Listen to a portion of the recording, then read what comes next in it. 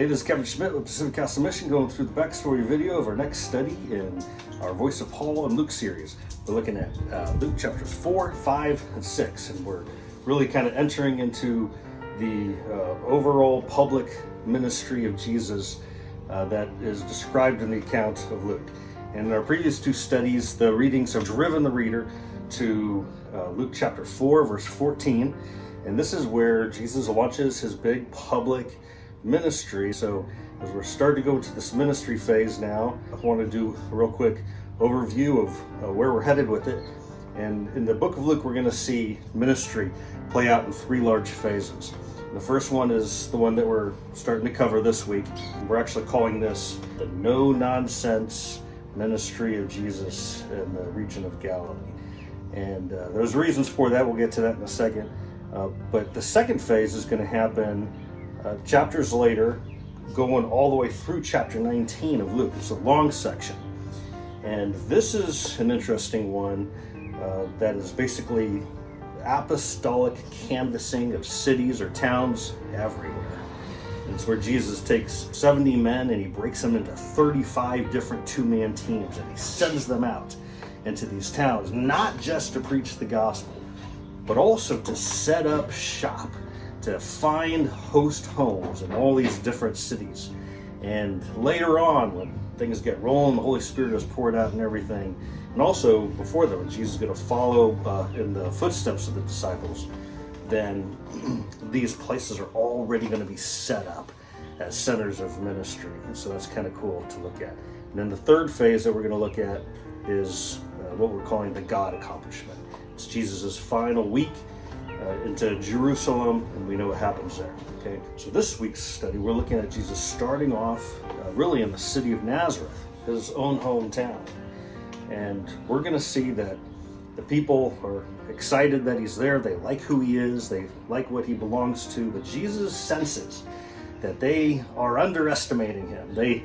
They're not fully taking him seriously. They have certain kind of expectations. And he is going to go to where people are. And I mean real people. In other words, people that are not clones of one another. And people who aren't stuck in just being who they already are and preserving their own thing. He's going to go to where real people are, and he's going to find them. He's going to bring them in. And so you see that start off in this section. Jesus goes into his hometown. People love him. He gets up and he speaks. And then he begins telling the people, he's like, if you look at the stories in the Old Testament, the ones that God really sent his messengers to, he sent them to Sidonians and to Syrians. You remember Naaman and the woman that Elijah ran into? And the people are listening to this. They're like, those aren't hometowners. And they don't like it. And all of a sudden they went from not liking him to a rage, and they want to kill him. And Jesus escapes through them, and he moves on to a place called Capernaum. And for the rest of his Galilean ministry, he is based out of Capernaum. But in this first section of his public ministry in the northern region of Galilee, Jesus' ministry is no nonsense for three big reasons that we can see in the text. Okay, this week we can see because you see him going beyond people's expectations and beyond where they wanted him to go, to places farther and farther out. He kept on going farther and farther out. Another one that we're going to see throughout the text of Luke is that Jesus is doing things that produce amazement, thaumazo, awe and wonder. And it's almost like Luke has all this endless number of accounts and stories that he can write about Jesus, but he can only put so much in this account. And he's like, what stuff should I put in there? And Luke really, seems to center in on what created amazement in people. And scholars have called this the amazement gospel because there's so much ado about that from the beginning all the way to the end.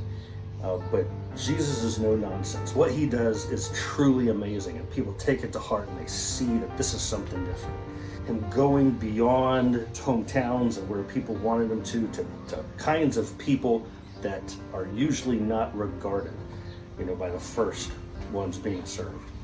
And next week we'll continue on this no-nonsense aspect of his ministry as we see then Jesus is going to receive deputations of people coming to him, where he was going out to people, but deputations of people coming to him, and he sort of requires them to come to him in a very certain way. And it's not just however you are, but if you're going to come to me, then I'm going to be the Lord, and you're going to know who you are, and you're going to know who I am, and we're going to have a right relationship, okay? So that's kind of an overview. But what I like about the emphasis in this week's chapters is that in those beyonds that Jesus keeps going to, that is where he calls his disciples to follow him, in the beyonds, in the going beyonds, even breaking customs like doing too much on the Sabbath, and saying to someone that their sins are forgiven. And I mean, now it's just blow it. It's in that environment and in those locations, that is where he is calling his disciples to himself. And that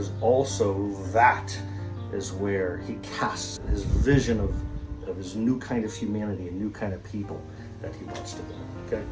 All right, so hope you enjoy the study and discussion with others. We'll catch you next time. Peace out.